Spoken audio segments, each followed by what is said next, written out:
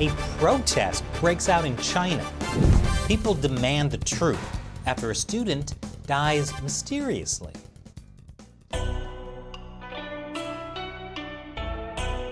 Welcome to China Uncensored, and I'm Chris Chappell. You don't see protests like this very often in mainland China. That's from the city of Chengdu.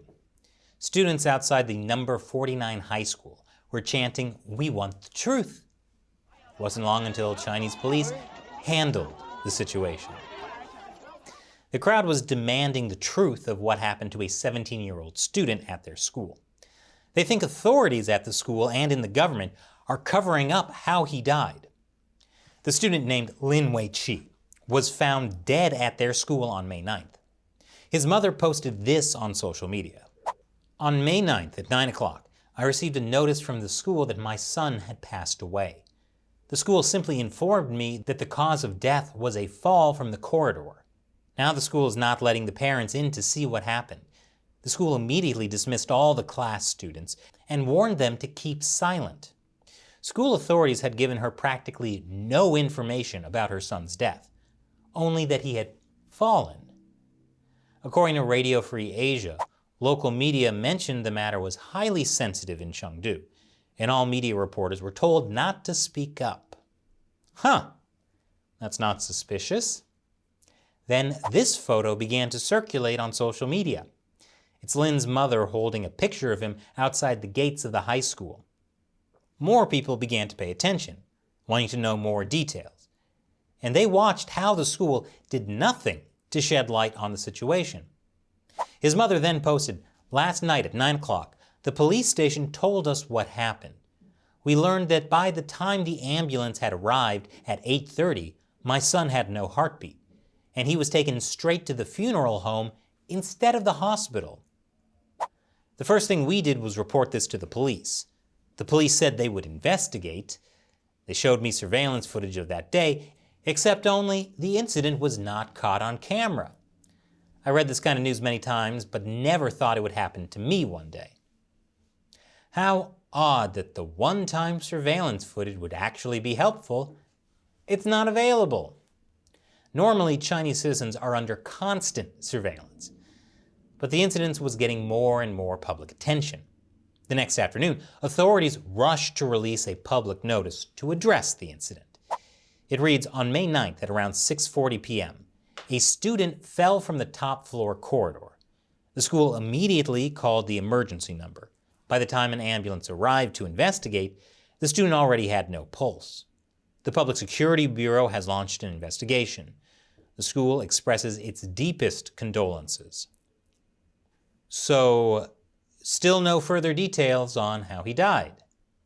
What's weird is, the nearest hospital is less than 10 minutes from the school. According to the mother's social media post, the ambulance arrived at 8:30, just before she was notified about the death at 9 o'clock that evening. But that means the ambulance didn't arrive until nearly 2 hours after Lin fell.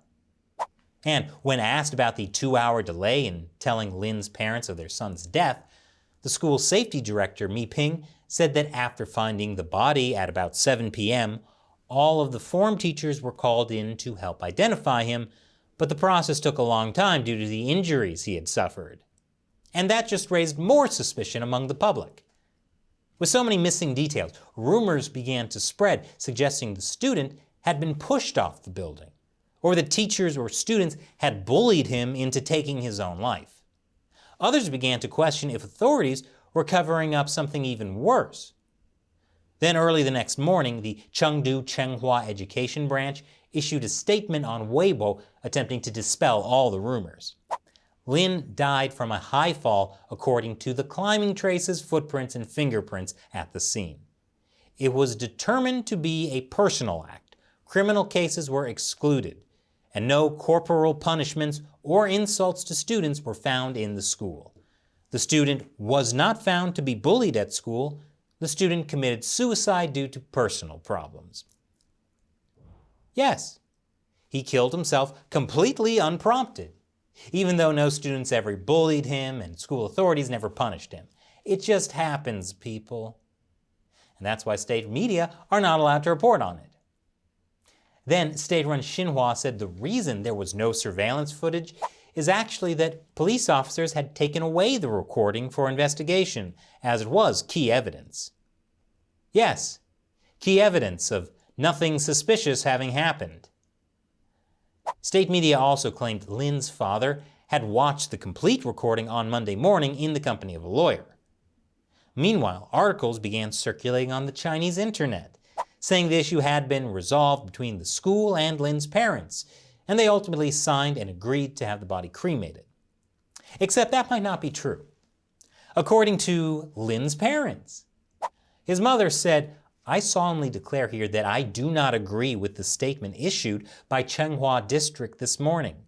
There are many questions about the content of their statement. I will continue to fight the police and the school to give me the truth. I want to speak with my son's teachers. I want to see all the videos. I do not agree with this result." Which brings us back to the protests. Students gathered at the school holding white flowers to mourn Lin Weiqi as they chanted, calling for the truth. And videos like this caused more anger at the way authorities handled it. But this protest seems to have brought too much attention, which I'll explain after the break. Welcome back. After this protest video went viral, authorities had a problem. Not just the problem of how to handle Lin Weiqi's mysterious death, but also how to handle large numbers of young people protesting and spreading those videos online. Their solution? Blame foreign forces and Hong Kong pro-democracy groups for instigating the protests. Some Chinese netizens were quick to side with local authorities and jumped on the hostile foreign forces bandwagon. Here are some examples. "Losers, quit the act. To think you flew all the way from Guangdong and Hong Kong with your broken Mandarin speech and cameras, wearing masks so no one will recognize who you are. You have some nerve to come to Chengdu and make a scene." Yeah, this guy thinks that Hong Kong protesters flew to Chengdu to make a scene. I can't take it anymore. Open your eyes, everyone. Don't fall into the trap of the foreign forces. Notice how their chanting seems staged. Not to mention everyone was able to hold flowers and cameras. There was even a girl who was assigned to cause a scene in the video. They obviously pushed the girl and made it seem like the police's fault when they were actually trying to save her. It's too obvious. Everybody, wake up! Yeah, wake up, sheeple. Don't you realize communist authorities are the good guys? And then there's doxing. This post identifies a woman in the crowd and claims she's a friend of someone who worked at the local US consulate, the consulate that was closed down last year.